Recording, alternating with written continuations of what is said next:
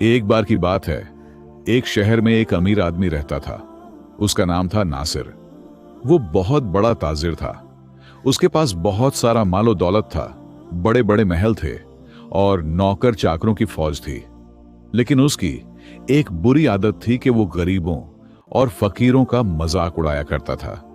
जब भी कोई फकीर उसके दरवाजे पर आता, वो उसे देखकर हंसता और कहता, ऐ फकीर, तू मेहनत क्यों नहीं करता? सारा दिन भीख मांगकर जीता है, शर्म नहीं आती? फकीर चुपचाप चला जाता, मगर नासिर को बड़ा मजा आता। नासिर का शहर बहुत बड़ा था।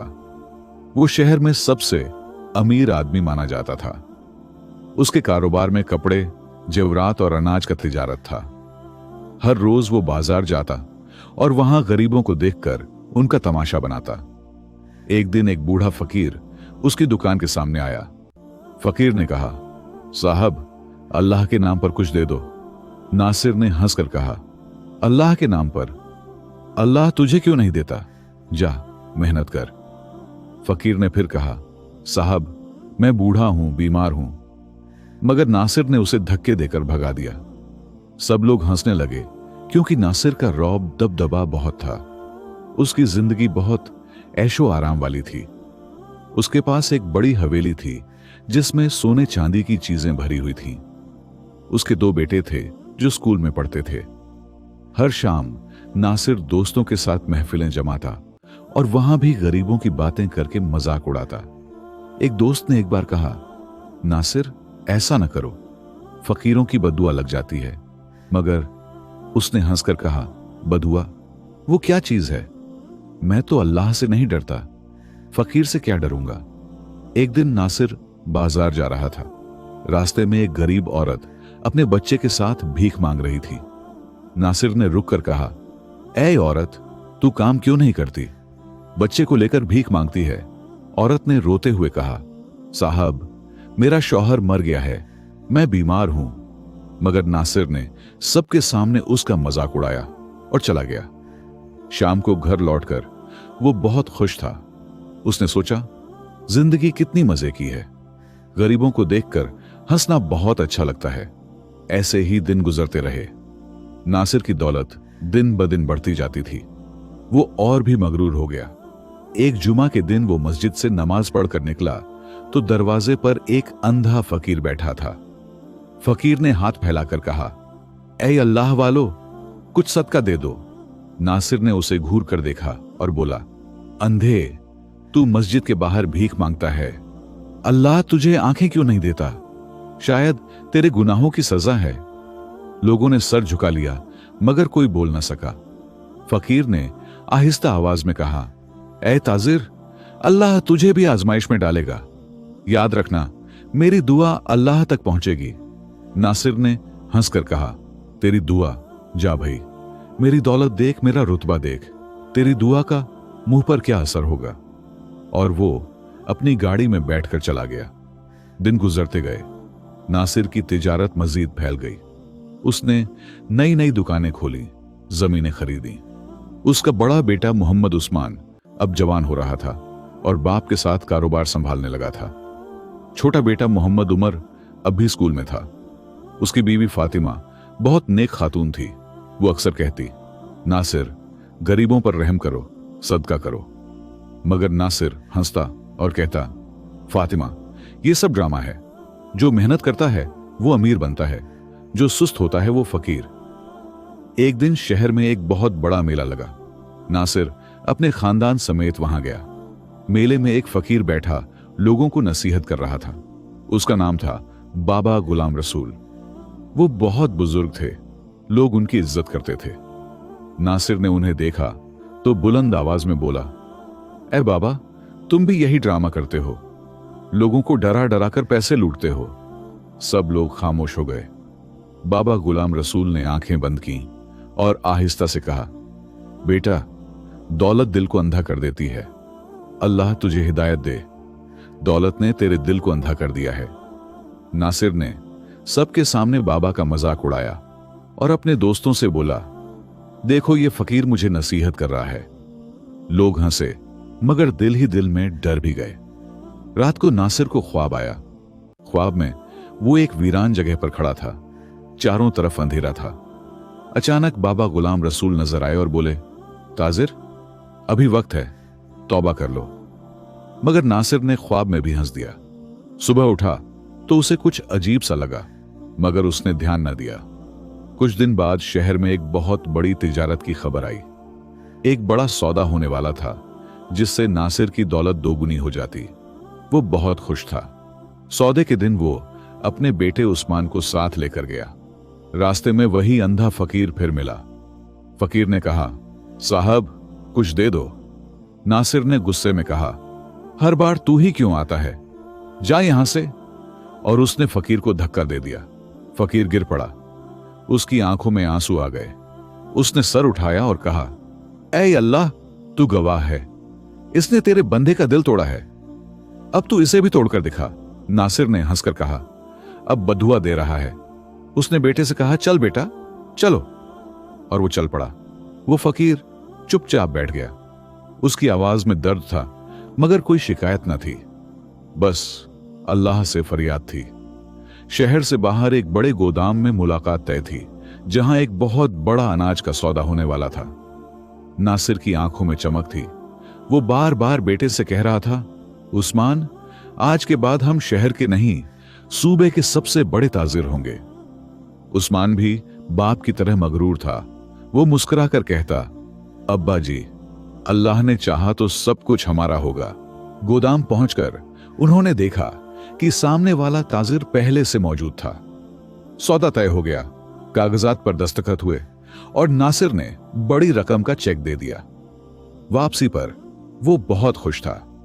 रास्ते में उसे वही अंधा फकीर फिर नजर आया, जो अब सड़क के किनारे बैठा रो रहा था।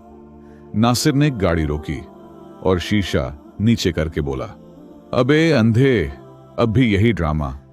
अब तो मैंने बहुत बड़ा सौदा कर लिया है, तेरी बदुआ का क्या हुआ? फकीर ने सर उठाया। उसकी आंखों से आंसू बह रहे थे। उसने आहिस्ता से कहा, ताजिर साहब, अल्लाह की अदालत में देर है अंधेर नहीं। मेरे दिल का दर्द अल्लाह ने सुन लिया है। नासिर ने हंसकर गाड़ी आगे बढ़ा दी। शाम को घर पहुंचकर हाजी अब्दुल रहमान ने बड़ी दावत रखी। सारे रिश्तेदार, दोस्त, ताजिर सब आए। महफिल सजी, खाने पकवान लाए गए। नासिर सबको बता रहा था कि अब उसकी दौलत कितनी बढ़ गई है। फातिमा खातून चुपचाप बैठी थी। उसके दिल में कुछ घबराहट थी। उसने खामोशी से नासिर से कहा, आपने आज अंधे फकीर को फिर देखा था, उसे कुछ तो दे देते। नासिर ने गुस्से से कहा, फातिमा, तुम भी इन फकीरों की तरह बातें करती हो।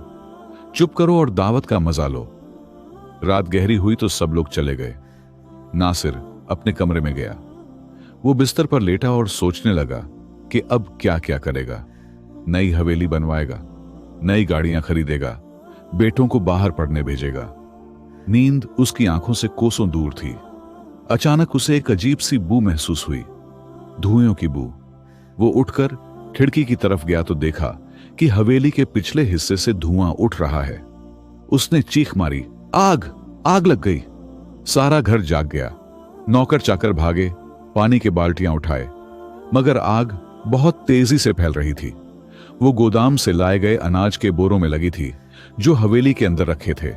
कोई कहता था कि चिंगारी से लगी, कोई कहता था कि शॉर्ट सर्किट से, मगर आग ऐसी थी जैसे कोई जलाने आया हो। फायर ब्रिगेड आई, मगर तब तक हवेली का आधा हिस्सा जल चुका था। सोने चांदी के जेवरात पिघल गए, कीमती कपड़े राख हो गए, कागजात जल गए। नासिर बाहर खड़ा सब देख रहा था। उसकी आंखों में आंसू थे, मगर वो अब भी मानने को तैयार न था कि यह बद्दुआ का असर है। सुबह हुई तो नुकसान का अंदाजा लगाया गया। करोड़ों का माल जल गया था। दोस्त और रिश्तेदार आए, तसल्ली देने लगे। कोई कहता, नासिर, अल्लाह ने चाहा तो दोबारा कमा लोगे। मगर नासिर के दिल में अब खौफ बैठ गया था। वो खामोश बैठा रहता।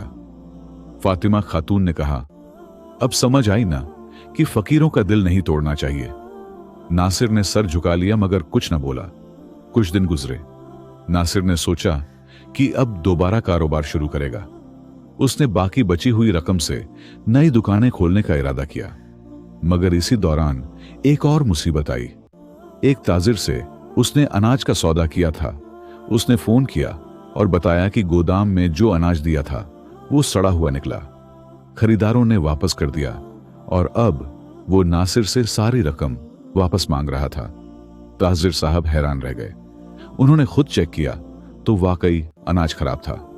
कैसे हुआ किसी को समझ ना आया। ताजिर ने अदालत में मुकदमा कर दिया।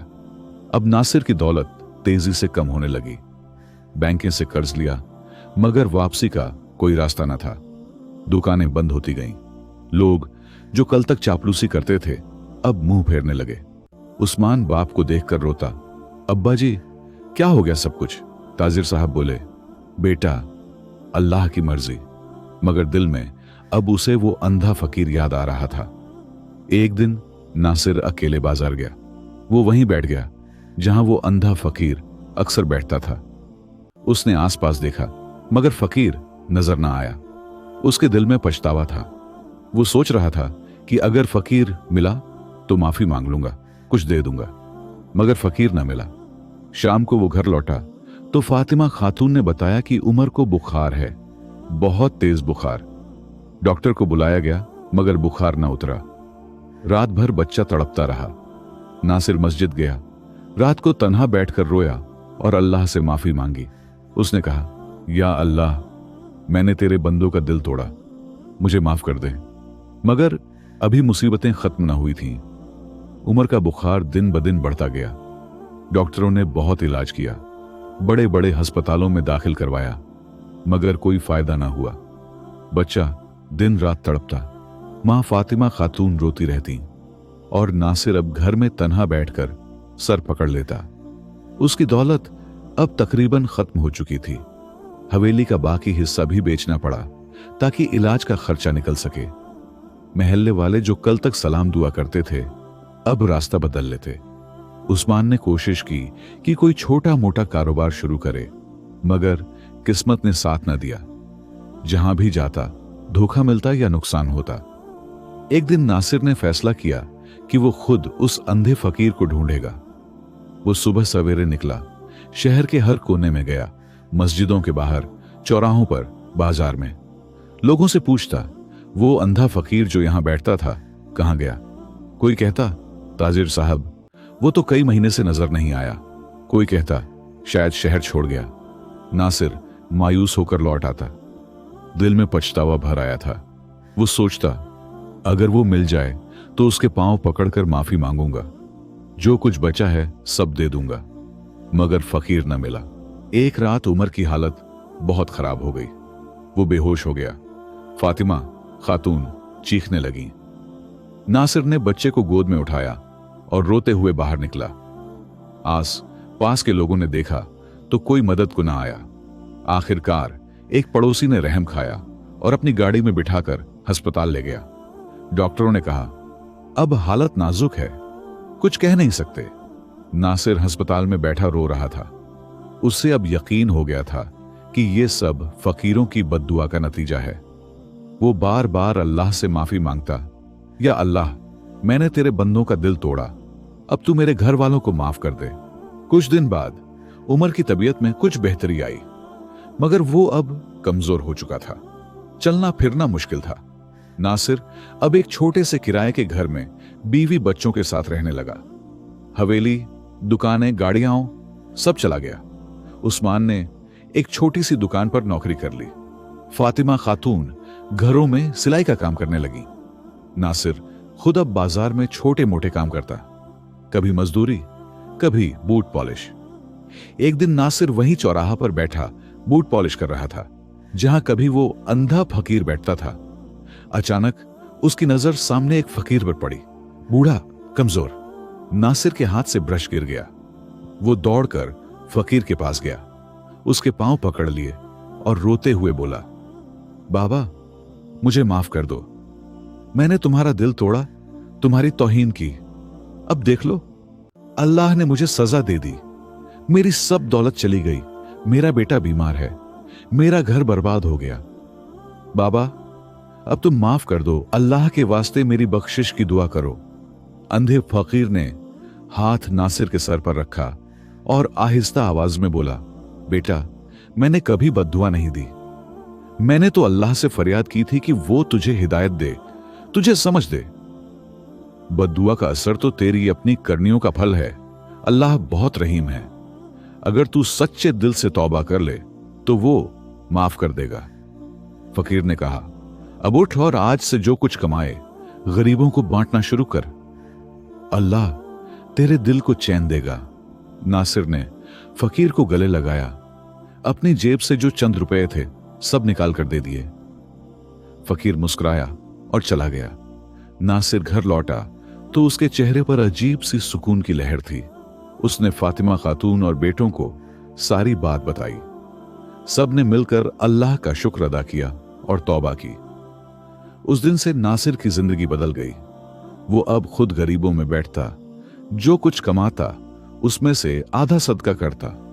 महल्ले वालों ने आहिस्ता आहिस्ता उसकी इज्जत करना शुरू कर दी। उमर की तबीयत भी दिन ब दिन बेहतर होने लगी। मोहम्मद उस्मान का छोटा कारोबार चल पड़ा। अल्लाह ने उनके घर में बरकत डाल दी। कई महीने बाद एक दिन नासिर फिर उसी चौराहे पर बैठा था। अंधा फकीर आकर उसके पास बैठ गया। दोनों खामोश रहे। फिर फकीर बोला, बेटा, अब समझ आया ना कि दौलत आरजी है, दिल का सुकून मुस्तकिल है। नासिर ने सर झुकाकर कहा, बाबा, अब सारी उम्र गरीबों की खिदमत करूंगा। तुम्हारी दुआ से अल्लाह ने मुझे दोबारा जिंदा कर दिया। फकीर मुस्कुराया और बोला, अल्लाह सबको हिदायत दे। उस शहर में यह बात मशहूर हो गई कि गरीबों की बद्दुआ इंसान को तबाह कर देती है और सच्ची तौबा उसे बचा लेती है। नासिर अब खुद लोगों को नसीहत करता, गरीबों का दिल मत तोड़ो, अल्लाह के बंदों की इज्जत करो। कुछ अरसा गुजरा तो नासिर की जिंदगी मुकम्मल तौर पर बदल चुकी थी। वो अब सुबह सवेरे उठता, वुजू करता, मस्जिद जाता और नमाज के बाद वहीं बैठकर कुरान पाक की तिलावत करता। नमाज के बाद वो शहर के गरीब इलाकों में निकल जाता। जो कुछ भी कमाता उसका बड़ा हिस्सा गरीबों, यतीमों और मिस्कीनों में बांट देता। उसके बेटे उस्मान की छोटी सी दुकान अब अच्छी चलने लगी थी। उमर अब चल फिर सकता था। अगरचे कभी कभी कमजोरी महसूस होती, मगर वो मदरसे जाने लगा था और बहुत अच्छा तालिबे इल्म बन गया था। कई साल गुजर गए। मोहम्मद उस्मान की शादी हो गई। उमर बड़ा होकर आलिम बन गया। नासिर की दौलत दोबारा ना लौटी, मगर उनके घर में बरकत ऐसी थी कि कभी कमी ना हुई। फातिमा खातून कहती, पहले महल था मगर दिल में सुकून न था। अब छोटा घर है मगर दिल मुतमईन है। दोस्तों, ये कहानी हर उस शख्स के लिए सबक है जो दौलत के नशे में गरीबों को हकीर समझता है। अल्लाह फरमाता है कि गरीबों और मिस्कीनों पर रहम करो, क्योंकि वो अल्लाह के खास बंदे होते हैं। उनका दिल तोड़ने वाला कभी चैन से नहीं जी सकता, और जो उनकी इज्जत करता है अल्लाह उसे दुनिया और आखिरत में इज्जत देता है। अल्लाह हम सबको गरीबों के साथ हंसने सुलूक करने की तौफीक दे और दिल में तकब्बुर न आने दे। आमीन। प्यारे दोस्तों, अगर आप हमारी वीडियोस को पसंद करते हैं तो आपका बहुत बहुत शुक्रिया। लेकिन हम आपसे एक छोटी सी दरख्वास्त करना चाहते हैं। आपकी हौसला अफजाई ही हमें मजीद बेहतर वीडियोस बनाने में मदद देती है। अगर आपको हमारी वीडियो पसंद आती है तो आप वीडियो को लाइक करके हमारे चैनल को सब्सक्राइब कर दीजिए और बेल आइकन को जरूर टच करें और अपने दोस्तों में इस वीडियो को शेयर करें। और आप हमारी वीडियो कौन से गांव से देख रहे हैं हमें कमेंट करके जरूर बताएं।